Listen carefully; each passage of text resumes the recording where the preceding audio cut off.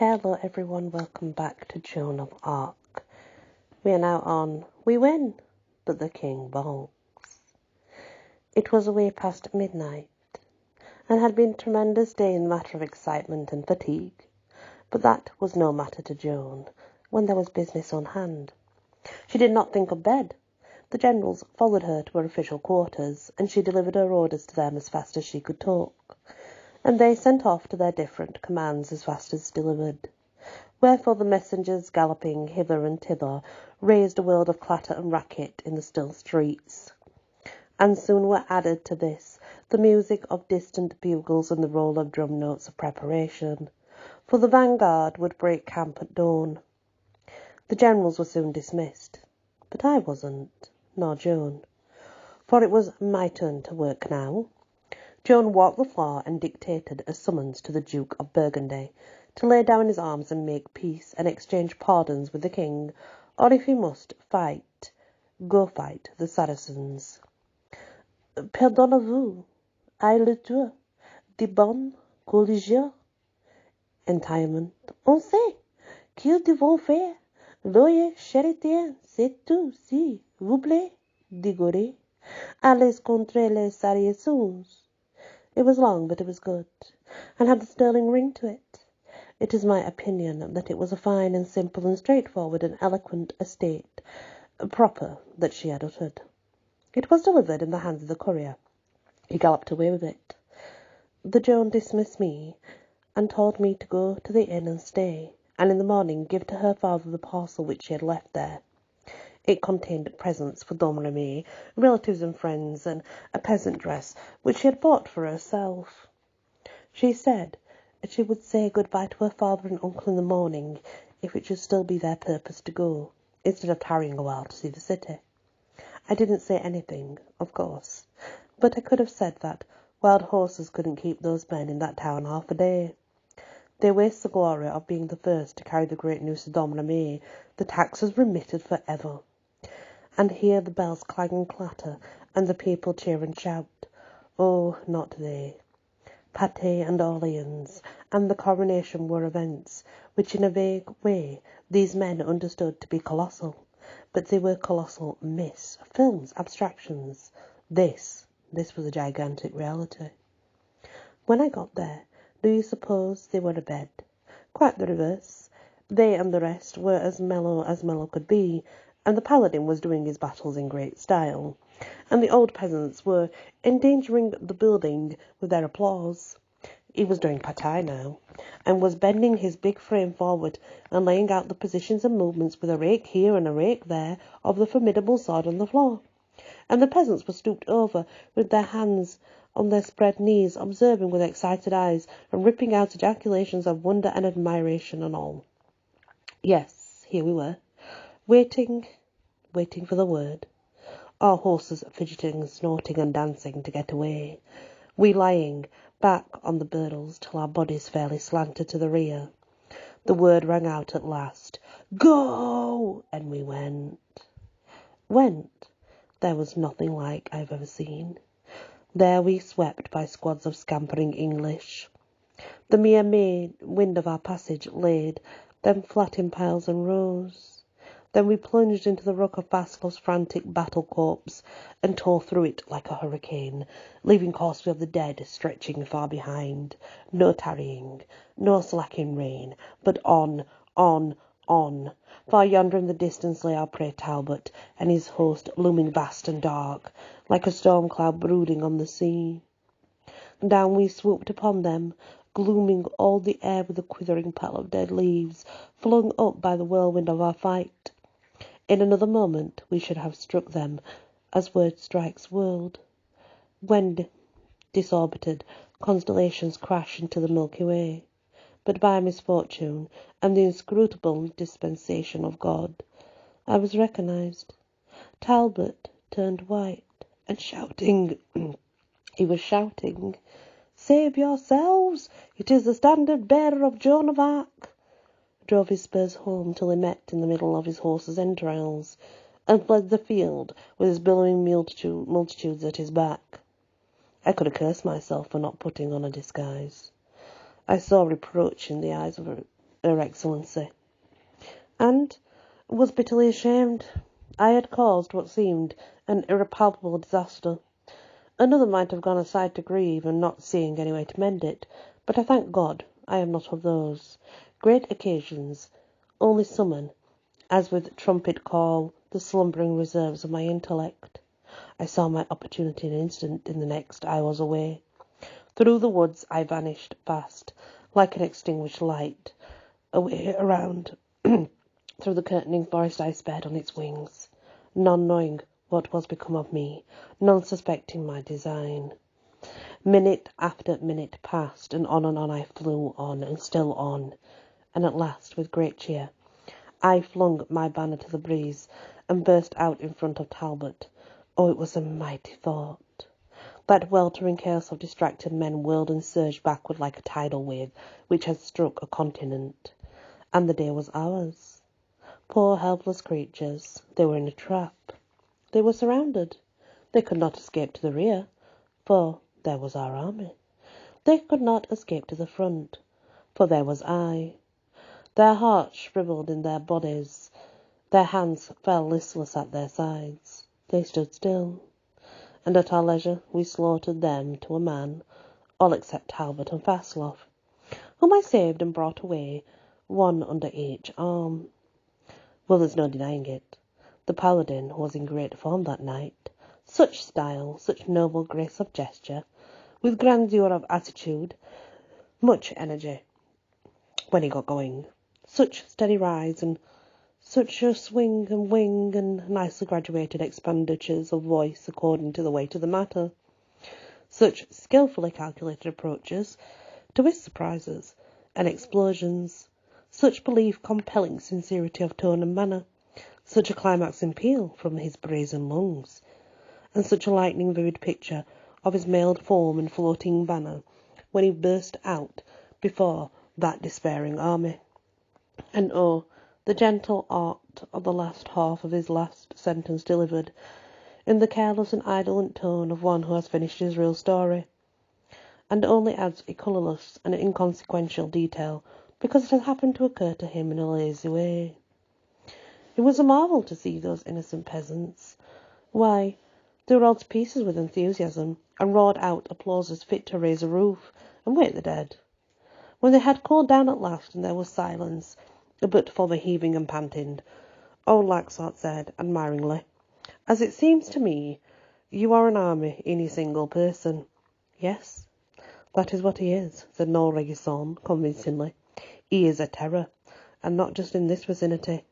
His mere name carries a shudder with it to distant lands, just a mere name, and when he frowns, the shadow of it falls as far as Rome, and the chickens go to roost an hour before schedule time. Yep, and some say, Noel Regison, you're preparing yourself for trouble. I will say just one word to you, and it will be to your advantage too." I saw that the unusual thing had got a start. No man could prophesy when it would end, so I delivered Joan's message and went off to bed. Joan made her good-byes to those old fellows in the morning, with loving embraces and many tears, and with a packed multitude for sympathizers, and they rode proudly away on their precious horses to carry their great news home. I'd seen better riders, some will say that, for horsemanship was a new art to them. The vanguard moved out at dawn and took the road, with bands braying and banners flying. The second division followed at 8. Then came the Burgundian ambassadors, and lost us the rest of the day and the whole of the next. But Joan was on hand, and so had their journey for their plans. The rest of us took the road at dawn next morning, July 20th, and got how far? 6 leagues. Tremoille was getting in his sly work with the vacillating king, you see. The king stopped at St. Marcoux and prayed 3 days. Precious time lost for us, precious time gained for Bedford. He would have known how to use it. We could not go on without the king. That would be to leave him in the conspirators' camp. Joan argued, reasoned, implored, and at last we got under way again. Joan's prediction was verified. It was not a campaign. It was only another holiday excursion. English strongholds lined our route. They surrendered without a blow. We garrisoned them with Frenchmen and paused and passed on. Bedford was on the march again, with his new army by this time. On the 25th of July, the hostile forces faced each other and made preparations for battle. But Bedford's good judgment prevailed, and he turned and retreated towards Paris. Now was our chance. Our men were in great spirits. Will you believe it? A poor stick of a king allowed his worthless advisers to persuade him to start back for Glen, whence he had set out when we first marched in Reims and the coronation, and we actually did start back. The 15-day truce had just been concluded with the Duke of Burgundy, and we would go and tarry at Gien until he should deliver Paris to us without a fight. We marched to Bray. Then the king changed his mind once more, and with it his face toward Paris. Joan dictated a letter to the citizens of Reims to encourage them to keep heart in spite of the truce, and promising to stand by them. She furnished them with the news herself that the king had made this truce, and in speaking of it she was the usual frank self. She said she was not satisfied with it, and didn't know whether she would keep it or not. That if she kept it, it would be solely out of tenderness for the king's honour. All French children know those famous words. How naive they are. 17 trêves qui y étaient faits. Si Jésus pas contenté, et je ne sais, je la tiendrai. Si je la tiens. Si sera seulement pour gaudir. Léonard Duru. But in any case, she said she would not allow the blood royal to be abused, and would keep the army in good order and ready for work at the end of the truce. Poor child, to have to fight England, Burgundy, and a French conspiracy all at the same time. It was too bad. She was a match for the others, but a conspiracy, nobody's a match for that. When the victim that is to be injured is weak and willing, it grieved her, these troubled days, to be hindered and delayed and baffled, and at times she was sad and the tears lay near the surface. Once, talking with a good old faithful friend and servant, the bastard of Orleans, she said, "Ah, if it might but please God to let me put off this steel raiment and go back to my father and mother, tend my sheep again, with my sisters and my brothers, who would be so glad to see me." And by the 12th of August, we were camped near Damoty. Later we had a brush with Bedford's rear guard, and had hopes of a big battle on the morrow, but Bedford and all his force got away in the night and went on toward Paris. Charles sent heralds and received the submission of Bevere. The Bishop Perry Couchon, that faithful friend and slave of the English, was not able to prevent it, though he did his best. He was obscure then, but his name was to travel round the globe presently, and live forever in the curse of France. Bear with me now, when I spit in the fancy upon his grave. Compiègne surrendered, and hauled down the English flag. On the 14th we camped 2 leagues from Silice. Bedford had turned and approached, and took up a strong position. We went against him, but all our efforts to beguile him out from the intrenchments failed, though he had promised us to duel in the open field. Night shut down, and let him look out for the morning, but in the morning he was gone again. We entered Champion, the 18th of August, turning out the English garrison and hoisting our own flag. On the 23rd, Joan gave command to move upon Paris. The king and the clique were not satisfied with this, and retired sulking to Sully, which had just surrendered. Within a few days, many strong places submitted. Criel, Point Saint-Mixon, Chaussy, Gurney, Saourdin, Rémy, Lineville, Ehans, Morges, Chantilly, Saint-Ines. The English power was tumbling, crash after crash, and still the king sulked and disapproved, and was afraid of our movement against the capital. On the 26th of August, 1429, Joan camped at Saint-Denis, in effect, under the walls of Paris. Still the king hung back and was afraid. If we could but have had him there, to back us with his authority, Bedford had lost heart and decided to waive resistance and go and concentrate his strength in the best and loyalist province remaining to him, Normandy. Ah, if we could only have persuaded the king to come and countenance us with his presence and approval of the supreme moment. Treachery conquers Joan. Courier after courier was dispatched to the king, and he promised to come, but didn't. The Duke Alençon went to him and got his promise again, which he broke again. 9 days were lost thus. Then he came, arriving at Saint Denis, September the 7th. Meantime the enemy had begun to take the heart, and spiritless conduct of the king could have no other result. Preparations had now been made to defend the city. Joan's chances had been diminished, but she and her generals considered them plenty good enough yet. Joan ordered the attack for 8 o'clock next morning, and at the hour it began. Joan placed her artillery and began to pound the strong work which protected the gate Saint-Omer. When it was sufficiently crippled and assaulted, she sounded at noon, and it was carried by storm. Then we moved forward to storm the gate itself and hurled ourselves against it again and again, Joan in the lead with her standard by her side. The smoke enveloping us in choking clouds, and the missiles flying over us and through us as thick as hail. In the midst of our last assault, which would have carried the gate sure and given us Paris in effect, Joan was struck down by a crossbow bolt, and our men fell back instantly and almost in a panic, for what were they without her? She was the army herself. Although disabled, she refused to retire, and begged that a new assault be made, saying it must win, and adding, with the battle light rising in her eyes, "I will take Paris now, or I will die." She had to be carried away by force, and this was done by Gaucourt and the d'Alençon. But her spirits were at very top notch now. She was brimming with enthusiasm. She said she would be carried before the gate in the morning, and in half an hour Paris would be ours without any question. She could have kept her word. About this there was no doubt.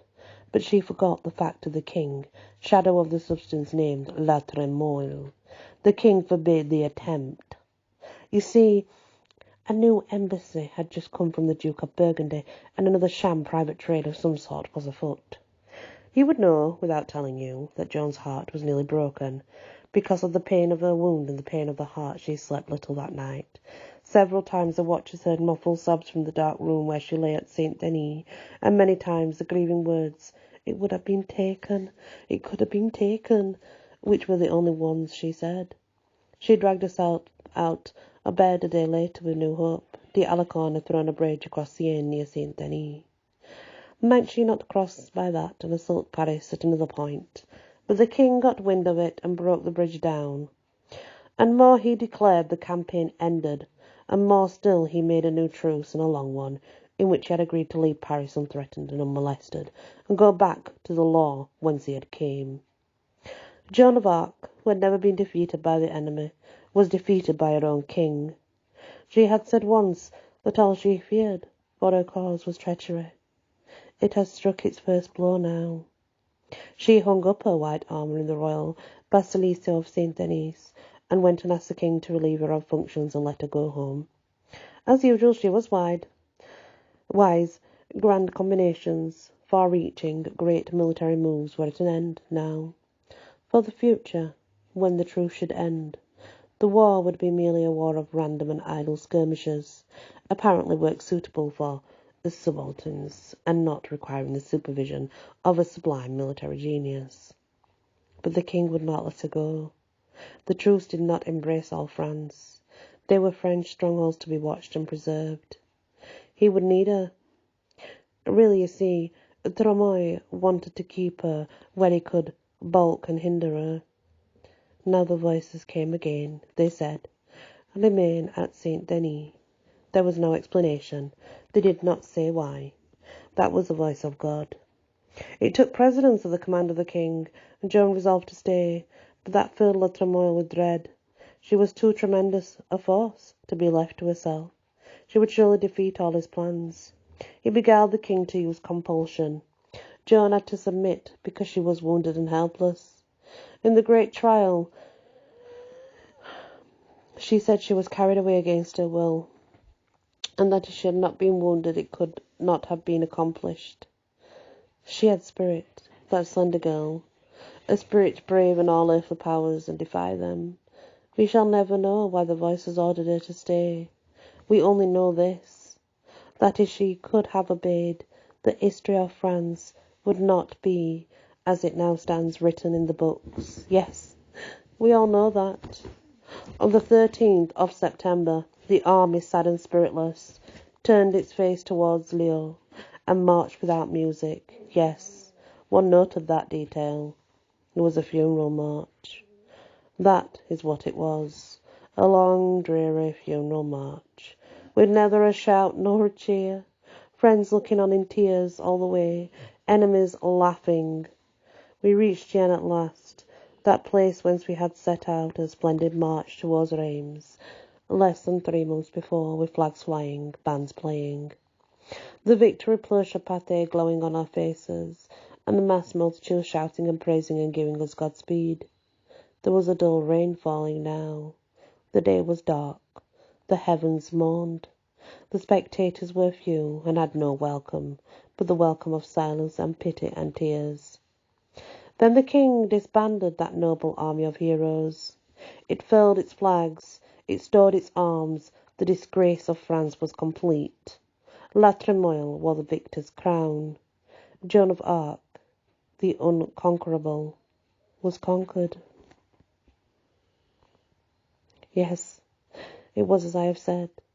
Joan had Paris and France in her grip, and the 100 Years' War under her heel, and the king made her open her fist and take away her foot. Now followed about 8 months of drifting about, with the king and the council and his gay and showy and dancing and flirting and hawking and frolicking, serenading and, dissipating court drifting from town to town and castle to castle, a life which was pleasant to us of the personal staff, but not to Joan. However, she only saw it, she didn't live it. The king did his sincerest best to make her happy, and showed a most kind of constant anxiety in this matter. But all others had to go loaded with the chains of an exacting court etiquette. She was free. She was privileged, so that she paid her duty to the king once a day and passed the pleasant word. Nothing further was required of her.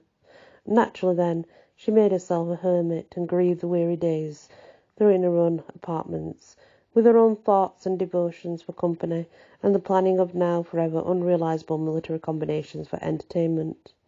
In fancy, she moved bodies of men from this and that and the other point, so calculating the distances to be covered, the time required for each body, and the nature of country to be traversed, as to have them appear in the sight of each other on the given day at the given hour, and consecrate for battle. It was her only game, her only relief from her burden of sorrow in inaction. She played it hour after hour, as others play chess, and lost herself in it, and so got repose for her mind and healing for her heart. She never complained. Of course, it was her way.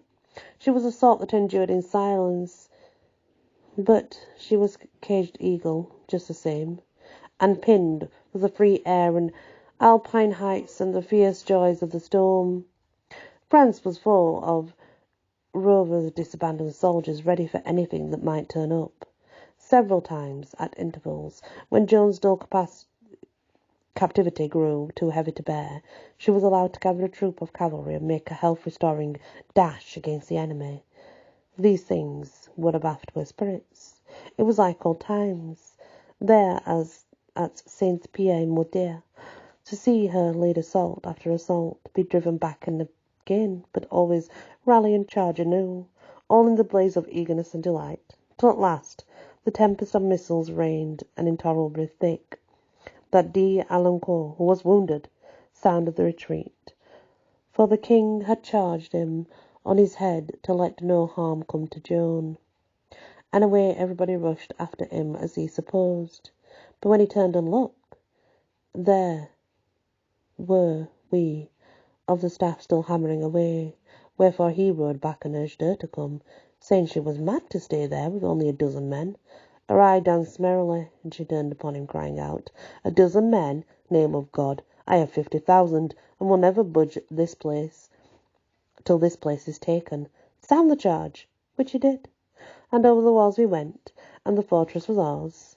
Old d'Alençon thought her mind was wandering, but all she meant was that she felt the might of 50,000 men surging in her heart.